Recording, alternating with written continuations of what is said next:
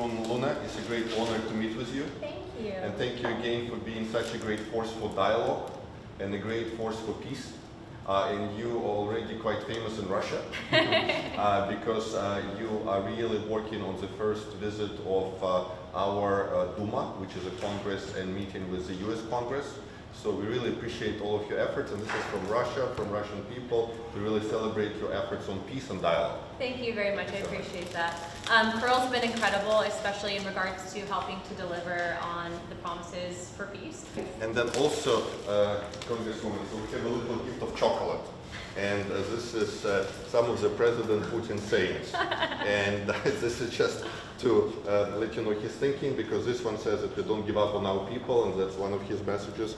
And then here he also talks about that it's important to basically have dialogue with Russia. And we hope that this dialogue, successful dialogue, continues. Well, let me tell you, if all meetings consist of flowers and chocolate, I'm there. So that's right. Thank you very much. We appreciate it. On the third day, we are negotiating with representatives of the U.S. administration in the United States of America. We clearly state the position of President Putin that only a constructive and respectful dialogue will bear fruit. Any attempts to put pressure on Russia are simply pointless. We see titanic attempts to disrupt any dialogue between Russia and the United States, to bring in a lot of disinformation. From an economic point of view, we explain the state of the Russian economy, which is in good condition. As we know, the growth of the Russian economy was over 4% last year, while the economies of England and Europe showed a growth of less than 1%, that the ruble, including strengthened by 40% in relation to the dollar this year, and became the most successful currency of this year, and that the level of the Russian debt is much lower than the level of the debt in many Western countries. We also report what Russian agencies report, namely information about other areas of activity, but there are often attempts to block the information to the US administration. In particular, we confirm that the solution to the Ukrainian conflict is possible only if the root cause of this conflict is eradicated, and President Putin spoke very clearly about this in his speech to the Ministry of Foreign Affairs. We also managed to bring information to American colleagues about the meeting of President Putin with the General Staff, which took place this morning, and where the President was reported that 5,000 Ukrainian servicemen were surrounded in the Kupiansk region and 500 in the Krasnoarmysk region, and about the successful tests of a completely new class of Burevestnik missiles with a nuclear installation. And it is very important that this information is directly reported to the leadership and key people in the administration of the President of the United States. And we also communicate with those representatives of the American community who are in the mood for a positive dialogue with Russia. We held a meeting with Congresswoman Anna Luna yesterday. She spoke out in favor of the dialogue with Russia.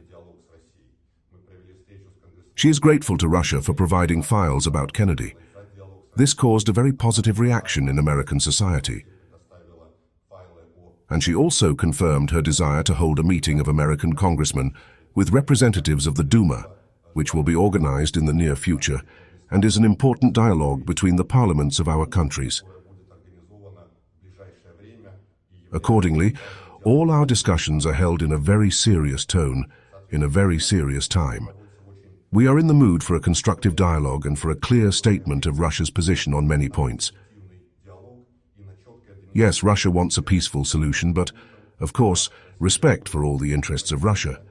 Eradication of the root causes of the Ukrainian crisis is the basis of the right decisions. In the series of American meetings of the Russian president's special envoy, not only are there talks with people from the Trump administration, Anna Paulina Luna, for example, is a congresswoman from his native Florida. A young Republican of a new formation and a call-up magician, like the head of the White House, is in favor of an open dialogue with Moscow. I think for the first time since the 90s, we have organized talks between representatives of the State Duma and members of Congress from both parties. History often shows us what happens when there is no peaceful dialogue. Therefore, it is very important for us to be part of such a dialogue with you.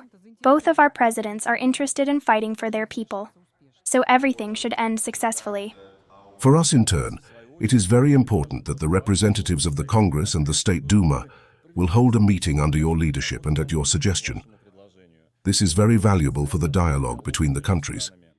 As of today, Anna Paulina Luna has big plans for the evil hawks, which are still so many on the Capitol Hill. First of all, our task in Congress is to ensure that the dialogue always remains open. You know that I am a veteran. I have seen what happens in war. Therefore, an open dialogue is the first step towards restoring relations between our countries. There are no reasons why we should be enemies. Do you plan to visit Moscow with the delegation of the Congress? Definitely.